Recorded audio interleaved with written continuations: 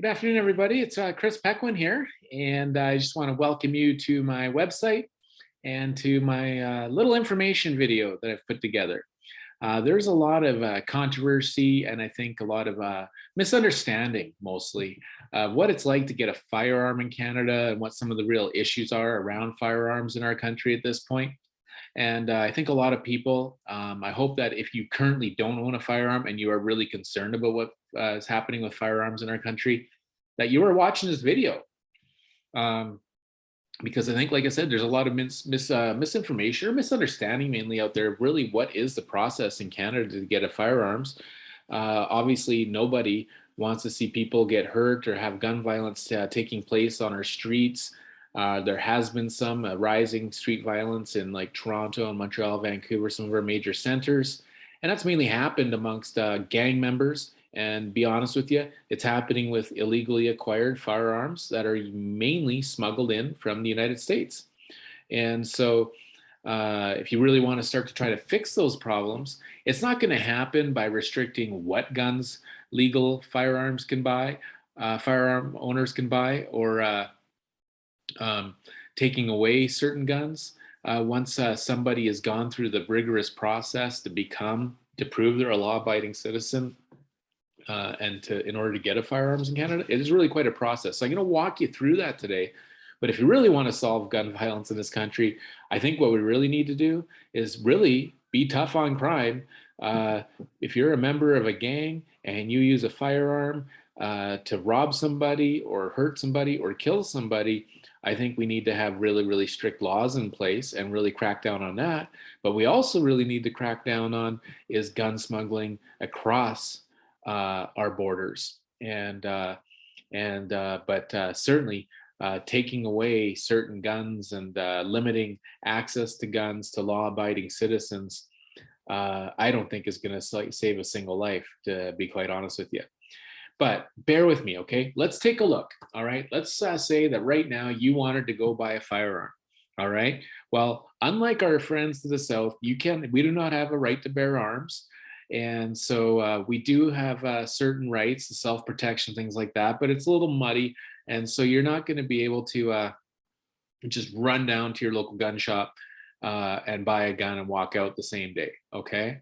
There's some hoops you're going to have to jump through. And I think that these are actually fair, to be quite honest with you. Um, and and that's not going to be popular amongst the real libertarian gun owners out there. But I think it's reasonable to expect that the people who are allowed to buy guns in this country are law-abiding citizens, that they're mentally fit, that they don't have records of violence or bad tempers, and that they actually take some safety courses in order to acquire and possess a firearm. Right? We don't let our 16-year-old kids just jump in a car and start to drive without some proper training and going through some exams and then going through an actual driving test. And I think the same should be true with our firearms. All right, they can be dangerous if they're in the wrong hands and they're handled in the wrong way. But otherwise, if you've got somebody who's law-abiding, is conscientious and safe, then accidents are minimal in this country, as well as actually so is gun violence, fairly minimal. And don't let the media scare you. We do not have a gun problem in Canada. We do have certain crime problems, but legal law-abiding gun owners are not the problem in this country. All right. So let's say, I hope, like I said, if you are not a gun owner and you think people shouldn't have guns, I really hope you watch this video. All right. The reason is I'm just going to walk through right now how you get a gun in Canada. All right. You're, like I said, you're not going to run down to the gun shop, buy one and take one off the shelf and go hunting on the same day. Here's the process you actually need to go through. So I'm going to share my screen here. And here we go. All right. This is the application that you'll find on the RCMP website for getting an application for a possession and acquisition license. Now, this application that we're going to go through today is just for a long gun. All right. Once you have this license, you can go through a process in order to get a restricted firearm like a handgun. All right. But that's a whole other process and takes more time and some additional references and all that sort of stuff But here, we're just going for your standard long gun possession and acquisition license. So these are hunting rifles and shotguns, all right? So if you want to go hunt deer, go target shooting, duck hunting, something like that, you're going to have to get one of these. If you want to compete in the Olympics in Canada and be a biathlon, join in the biathlon, in order to ski around the course and shoot a rifle at some targets, you're going to have to get this possession and acquisition license, or as everyone calls it, a PAL. Okay, so when you hear someone talking about their PAL, this is what they're talking about. Maybe it's their buddy, but they're talking about guns and they talk about a PAL. This is what you're going to need. Now, the first thing you're going to have to do before you can even apply for a firearm to get this PAL is you're going to have to do a safety training course. Okay, so just like a lot of our kids will go through Young Drivers of Canada or a local driving school or something like that, you're going to have to take a gun safety course. And it's through what they call the Canadian Firearms Safety Course. When I did my courses, it was actually put on by a retired RCMP officer. And actually, he held it at the local RCMP station. And I went down there, spent the day, and it is not only written knowledge and reading knowledge. I mean, if you print off the manual, it's a couple hundred pages long, and you have to go through learning regulations, handling of firearms. You memorize things like your ACTS acronym and your PROVE acronym. Go take the course, you'll learn what that means. Basically, it's how to handle a gun safely. And those are acronyms that you learn that you memorize in order to remind yourself every time somebody hands you a gun, you handle it safely. And that way we don't end up with accidents, okay? And then they also have a hands-on section of this course. So you're there during the day, and in my case, the RCMP officer brought a few of the rifles out of his collection, and they had different actions on them. So you learned how to handle different kinds of rifles and shotguns, okay? And this is something actually that they don't teach you in driving school, right? When you go to a driving school, most of the time nowadays, you hop in an automatic transmission car, and but with guns, there's different actions, if you like. So unlike our driver training, we only learn one action, and basically an automatic transmission. And if you want to learn how to drive a standard or a 3 in a tree or something like that, you got to learn that on your own. Well, or have one of your parents teach you. Or this case here, you learn about the different actions of these different guns because they still exist today. All right, there's not just one type of rifle or shotgun out there. And so you're going to learn how to handle a pump action shotgun. You're going to learn how to handle a bolt action rifle, a lever action rifle, a semi-automatic rifle. Okay, just for the record, nobody in Canada that's a civilian is able to get an automatic weapon. All right, now there are certain guns out there that look like automatic weapons, but they are not automatic weapons. You cannot legally buy an automatic weapon in Canada. You cannot buy or own a machine gun. All right, and so that's just a complete myth that doesn't happen.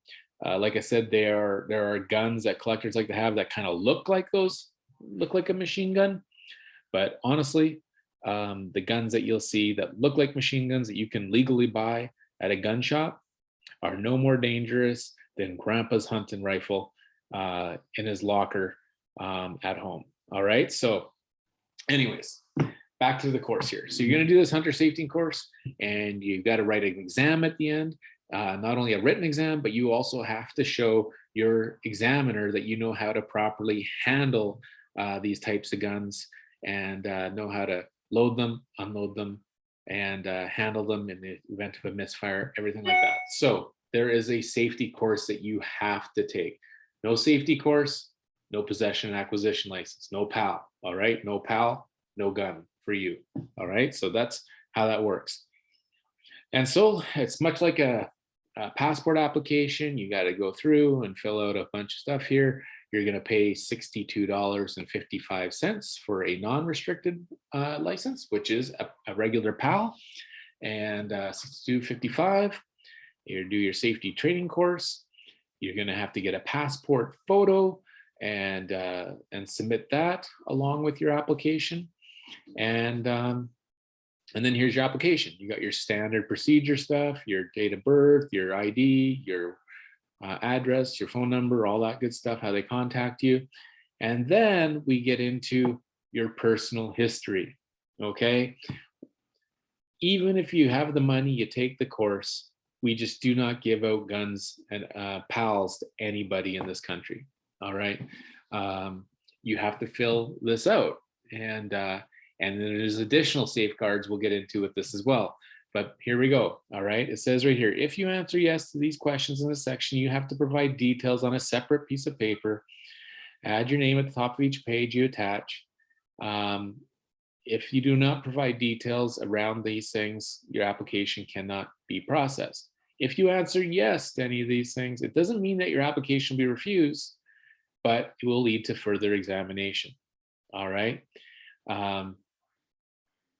And so if you've been given a pardon, a record suspension for a certain offense, in terms of some of the questions here, you don't have to disclose that. So if you made a mistake when you were young and you went and did your time, then you went and got a pardon from a judge and all that sort of stuff, and from the Minister of Justice, you don't have to declare it. But here's what you do have to declare. Have you ever been charged or convicted of or discharged of an offense under the Criminal Code or Youth Criminal Code of Canada? All right. For violence, threatened or attempted violence. If you have, you got to say yes. Have you ever misused, possessed, or stored a firearm illegally? If you click yes, that means you already have been a irresponsible firearms owner, and you're going to have to explain why you are now rehabilitated and you should own a firearm again, okay? And then, have you ever been involved in trafficking drugs or controlled substances? Well, probably a good idea that we don't let drug dealers have firearms, all right? But if you are a drug dealer and you're willing to admit it, put a yes right there, and then fill out the paperwork accordingly, okay? So there's number one. 16B, have you been subject to a peace bond, all right, or protection order under the Criminal Code? If you have, check that. Have you or any member of your household ever been prohibited from possessing a firearm? Whoops. Okay. Have you ever been, has anybody who lives with you been prohibited from having a firearm? So you may be a model citizen, but if your parent, your sibling, your roommate have not been upstanding citizens and maybe have lost their privilege to own or possess a firearm, you got to click yes here, and you'll have to explain how you are going to store your guns in such a way that you'll be able to own and possess them without without the rest of us having to worry about your roommates getting their hands on them. Okay, so you'll have to declare that right here. All right. Have you ever threatened or attempted suicide? Have you ever suffered from or been diagnosed or treated by a medical practitioner for depression, alcohol, drug or substance abuse, behavioral problems, or emotional problems? Okay, folks, if you have had these sorts of things, please check yes, okay? It's in your best interest, and it's in the interest of all of us, right? That we deal with these issues. And we don't want people who aren't mentally well to be in possession or to have the ability to acquire firearms. I think we can all agree on that. It makes sense, right? And so if you have, check yes. Right now might not be the time to get a firearm. And but someday maybe it will. All right. So if you can get if you've been dry for a long time, if you've been sober for a long time, and your life is back on a positive track and stuff, I believe in second chances. I think people should get an opportunity to this. But if you are having suicidal thoughts, or if you've attempted suicide recently or anything like that, please don't get a firearm. All right. And so we really do care for you, and we want not only you to be well, but all of us to be well. Okay. So do you know if you've ever been reported to the police or social services for violence, threatened or attempted violence, or other conflict in home or elsewhere. Okay, so if social services have had come to your door, or the police have ever had to come to your door for domestic violence or arguments, or you got a history of things like that going on in your home, um, then you shouldn't have a firearm at this point. Okay, it doesn't mean that you can't ever, but right now you're going to click a yes. And if you have, I mean, it was 10, 15, 20 years ago. Okay, and if that's the case, you're going to click yes. I have been at some point in my life reported, or I've reported it or something like that. There has been violence in our home, but there hasn't been for 20 years and stuff. And so then you're going to write that in your explanation on that extra page. And chances are, the chief firearms officer for your province is going to be, okay, yeah, we can, that's fair enough. And they'll probably call you and the other parties involved and make sure everything's on the up and up. And if it is, not a problem. All right. But you have to declare that, because if you lie on this, okay, that could be a felony, and you could get in some serious trouble, and rightly so, for ending up with a firearm illegally. It's like lying on a passport or anything like that. Okay. And then during the past 2 years, have you experienced a divorce, a separation, a breakdown of a significant relationship, a job loss, or a bankruptcy? Okay. And not only do we not want people to have firearms who might hurt other people, okay, we also don't want people to have firearms who might hurt themselves. And so I think that is what this question is kind of getting at. I can't say for sure, but bottom line is, this is over the last 2 years. Okay, so if that's happened to you in the last 2 years, declare it and deal with it. Because also, if it's happened in the last 2 years, the next question gets into conjugal status here. Okay, so conjugal status is the way they talk about being married or having a significant other or common law partner nowadays. All right, so it says here, do you currently have a spouse, common law, or conjugal partner? If you do, then within the last 2 years, have you lived with in a conjugal relationship with other than the person that you referred to in this question? Okay, so if the answer is yes, then you got two more, and these questions, you got two more sections to complete. All right, so let's say you got a spouse. You're gonna put your spouse's name here, and then guess what? Your spouse has to know that you want to buy a firearm.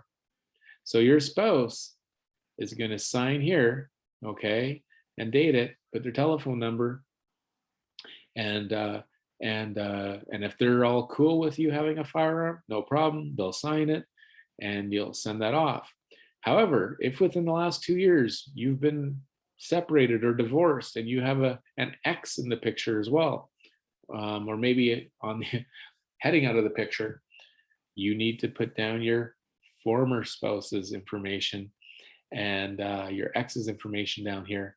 And guess what? For both your spouse and your former spouse, they may sign this. Okay. Now, folks, if you're the spouse that's going to sign this, I'm just going to give you a heads up. You can sign this, but if you're really not comfortable with having signed this because you know something, but you're just signing it because you want to avoid some conflict or something like that, there's a telephone number right here. And you can call that number and you can let the RCMP know, say, hey, I signed my spouse's, my husband's firearms application, but I really don't know if he's in the right frame of mind that he should own one right now, or whatever the case may be. And so, you can let them know, and they'll do some additional investigation into it. They may say, hey, no, everything's good. But you may have been able to give them a heads up and prevent them from hurting somebody or hurting themselves. Okay. And so your spouse, your former spouse, will need to sign this if you have a former spouse within the last 2 years. Then, of course, like I said, you take your safety instructions, and then you need some references. Not only does your spouse have to agree to let you have firearms in the house, you're going to need some references. Now, these are people that you've known for at least 3 years, and they are not your spouse. So it can be your best buddy, it can be your pastor, it can be your lawyer, it can be your rabbi, it can be a teacher, it can be whoever. All right. As long as they've known you for 3 years, they're going to sign this. And then guess what? If they are not comfortable with you having a firearm, there's that toll free number again. All right. So they can call that number and say, hey, my best friend asked me to sign this application, but I know there's some stuff going on in their life, and you might want to look into this a little further. You've given the RCMP a heads up, and they can go through. But wait, there's more. Okay, you need a second reference, and that second reference, same deal. They're going to fill it out. They're going to sign it. If they have some misgivings about signing it but didn't want to tell you about it, there's a toll-free number once again. They can call. They can report their concerns, and the chief firearms officer will investigate those concerns. If there's some validity to them, you're not likely going to get a PAL. But if they say, no, this is all fine, everything's good, then all this has been done. You're going to send in your photo with it and have somebody sign it, saying that basically the person in the picture is the person that says they're in the picture. And then you're going to send in your 6255, pay by credit card or check or whatever. And once that's all in, you've sent off this application. You've declared and signed that everything on this application is true. You haven't lied or made any false or misleading statements on here. You sign it, you send it off, and in about 3 to 6 months, they're going to send you a little card in the mail that says possession and acquisition license, and it's good for 5 years. And once you got that license, guess what? You can go down to your Canadian Tire, you can buy a hunting rifle or a shotgun, your local gun shop, wherever you like to go. And you're going to have to show that when you buy your firearm, but you're also going to have to show it if you want to buy ammunition. Okay. And so every gun store in the country, if you go to buy some 22 shells, because you're going to be, because you got a 22 rifle, okay, you're going to have to show your possession, your acquisition license, your PAL, and they just make a note that you have a PAL, they sell you your ammunition, and away you go. So that is the process, okay? And I wanted to show that you just don't get the idea that you want a gun someday and the next day you have a gun in Canada, all right?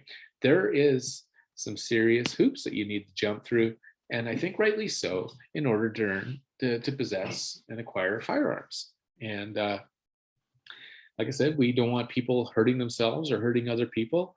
I think it's reasonable to expect that people know how to handle their firearms safely. They know the rules on how to store them safely, transport them safely, and operate them safely.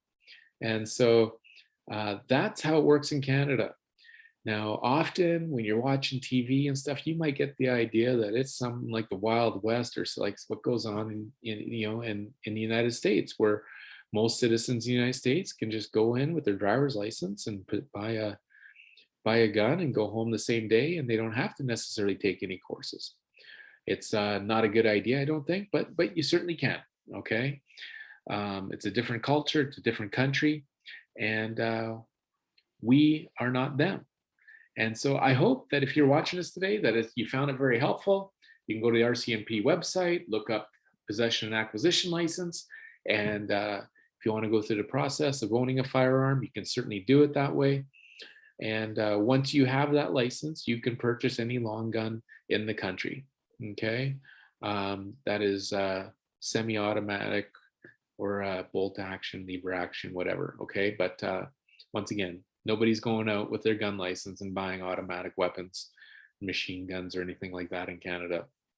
And so, if you really want to solve gun crime in this country, yeah, I think we're going to need to focus on stopping the gangs and cracking down on actual gun violence in this country, and also cracking down at the border, making sure that guns aren't illegally smuggled across the border.